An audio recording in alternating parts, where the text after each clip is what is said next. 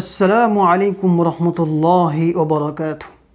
দূরে এবং কাছে যে যেখান থেকে এই মুহূর্তে আমার ভিডিওটি দেখছেন সকলকে জানাই আন্তরিক সালাম শুভেচ্ছা। আজকের আমাদের কুইজ পর্বে আপনাকে জানাই আন্তরিক সালাম শুভেচ্ছা। ভিডিওটি শেষ পর্যন্ত দেখবেন, ইনশাল্লাহ আপনি উপকৃত হবেন, নতুন কিছু জানতে পারবেন। তাহলে চলুন শুরু করা যাক। আজকের পর্বের প্রথম প্রশ্ন, সাবে মাসানি কোন সূরাকে বলা হয়? সাবে মাসানি কোন সূরাকে বলা হয়? ক সূরা জিলজাল, খ সূরা দুহা, গ সূরা ফাতিহা, ঘ সূরা ৩।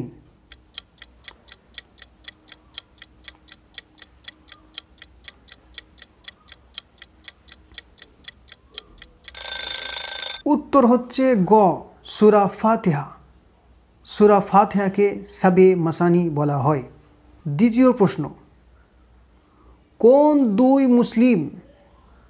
দুই মুসলিম বাদশাহ পুরো পৃথিবীকে শাসন করেছেন?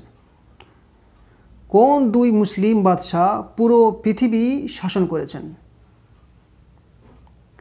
ক দাউদ আলাইহিসসালাম ও ইসহাক আলাইহিসসালাম, খ উমর বিন আব্দুল আজিজ ও লোকমান হাকিম, গ মুসা আলাইহিসসালাম ও উমর রাদিয়াল্লাহু তাআলা আনহু, ঘ সুলাইমান আলাইহিসসালাম ও যুলকারনাইন।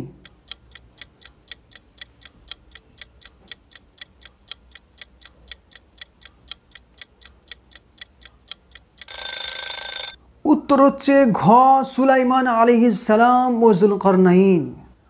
আজকের পর্বের তৃতীয় প্রশ্ন, জান্নাতে মানুষের বয়স কত হবে? জান্নাতে মানুষের বয়স কত হবে? ক ৩০ বছর, খ ৬০ বছর, গ ২৫ বছর, ঘ ৫০ বছর।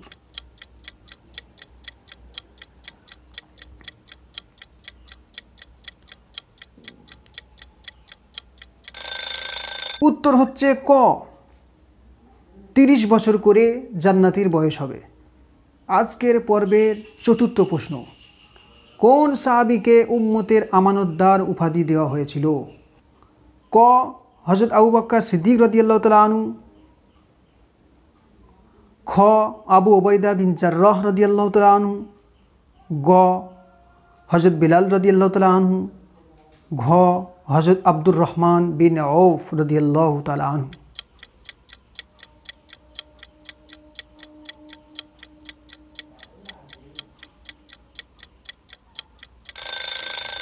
উত্তর হচ্ছে খ আবু উবাইদা বিন জাররাহ রাদিয়াল্লাহু তাআলা আনহু।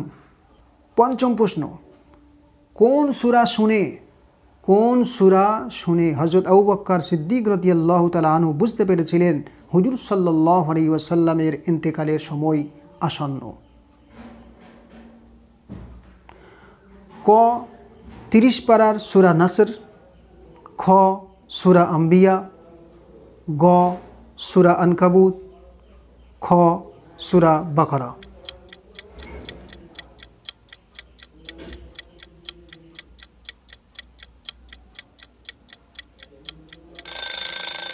উত্তর হচ্ছে ক ৩০ পারা সূরা নাসর। আজকের পর্বে ষষ্ঠম প্রশ্ন, বিশ্বের সর্বপ্রাচীন মসজিদ কে তৈরি করেন? বিশ্বের সর্বপ্রাচীন মসজিদ কে তৈরি করেন? ক হযরত ইব্রাহিম আলাইহিসসালাম, খ হযরত নূহ আলাইহিসসালাম, গ হযরত আদম আলাইহিসসালাম, ঘ হযরত ইসমাঈল আলাইহিসসালাম।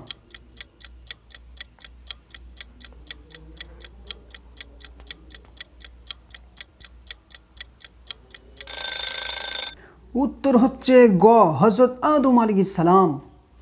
হ্যাঁ বন্ধুরা, হযরত আদম আলাইহিসসালাম হচ্ছে সবচেয়ে প্রাচীন মসজিদ অর্থাৎ খানা কাবা বানিয়েছিলেন।